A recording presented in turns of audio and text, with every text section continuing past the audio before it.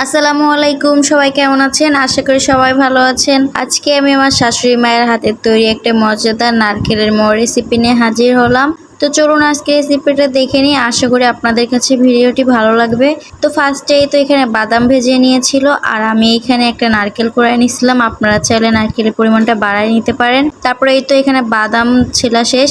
এখন এখানে ছিল সিদ্ধ চাল ভেজে গুঁড়া করা, আর ছিল মুগ ডাল ভেজে গুঁড়া করা। আসলে এই মুগ ডাল ভাজা দিয়ে এত সুন্দর ঘ্রাণ আসতেছিল, মানে আর কি বলবো, তখনই খেয়ে নিতে ইচ্ছা করতেছিল। তা যাই হোক, সবগুলো এখন নারকেলের মধ্যে দিয়ে নিল। আর এটা হচ্ছে গম ভেজে গুঁড়া করা।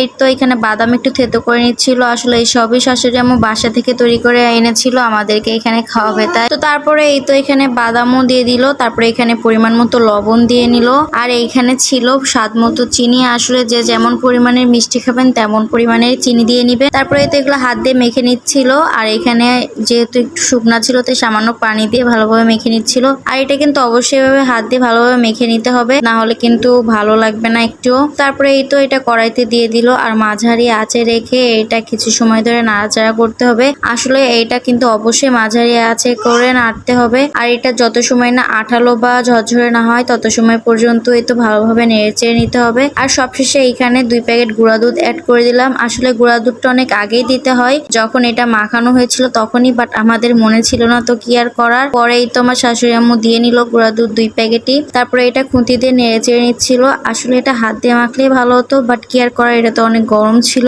তাই খুন্তি দিয়ে নেড়ে নিচ্ছিল। যাই হোক, এটা আবার চুলায় দিয়ে নিলাম। তারপরে আবার মাঝারি আছে রেখে নেড়ে চেড়ে নিচ্ছিলাম। আর এই তো আমাদের কিন্তু রেডি হয়ে গেছে। এখন এটাকে রেডি করার পালা, মানে এটার প্রসেস। তারপরে এই তো এটা শাশুড়ি আম্মু শ্বশুর আব্বু দুজনেই গোল গোল করছিল। আসলে এটা আমার শাশুড়ি আম্মু আমার নানি শাশুড়ির কাছ থেকে শিখেছিল। আর প্রতিটা মেয়ে কিন্তু তার মার কাছ থেকে শিখে, তারপরেই তার ছেলের বউ বা মেয়েকে শিখায়। এভাবেই কিন্তু আমরা মায়েদের কাছ থেকে মেয়েরা মূলত শিখে থাকি। আর এই তো আমার শ্বশুর আব্বু আমার শাশুড়ি আম্মুকে কত হেল্প করছিল দেখেন। তাদের ভালোবাসা দেখলে ভালো লাগে, সবাই অবশ্যই মাশাআল্লাহ বলবেন। যাই হোক, আজকের ভিডিওটি কেমন লাগলো অবশ্যই কমেন্ট করে জানাবেন। সবাই ভালো থাকবেন, সুস্থ থাকবেন, আমাদের জন্য বেশি বেশি দোয়া করবেন।